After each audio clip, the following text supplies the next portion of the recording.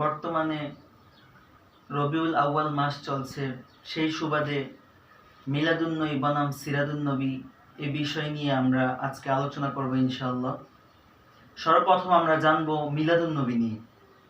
মিলাদুন্নবী শব্দের মাঝে মিলাদ শব্দ অর্থ হলো জন্মদিন, জন্মের দিন। আর নবী অর্থ তো আমরা সবাই জানি, আল্লাহ রাসূল সাল্লাল্লাহু আলাইহি ওয়াসাল্লামকে নবী বলা হয়।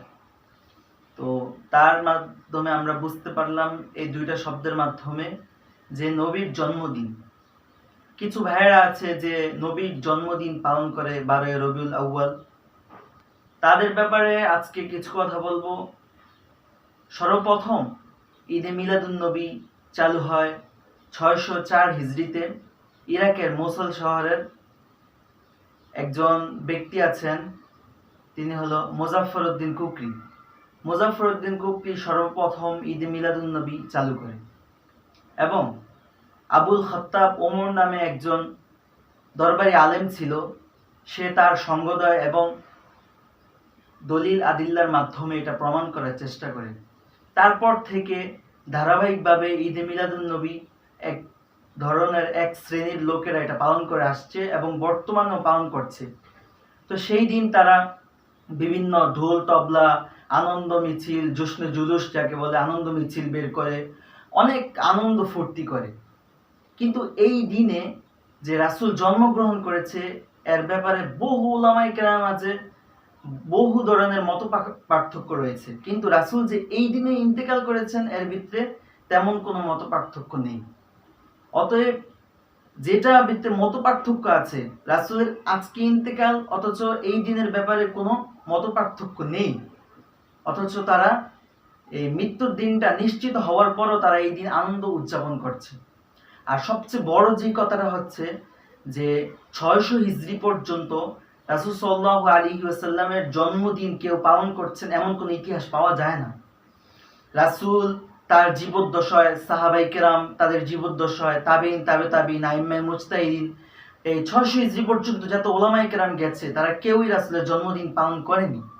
অতএব আল্লাহ রাসূল হাদিসের ভিতরে বলেছেন কুল্লু মুহদাসাতিন বিদআহ, প্রত্যেক নব্যসৃষ্ট জিনিস এটা বিদআত, ওয়া কুল্লু বিদআতিন দালালা, আর প্রত্যেক বিদআত এটা ভ্রষ্টতা, আর প্রত্যেক ওয়া কুল্লু দালালাতিন ফিন্নার, আর প্রত্যেক ভ্রষ্টতায় যারা জাহান্নামে যাবে।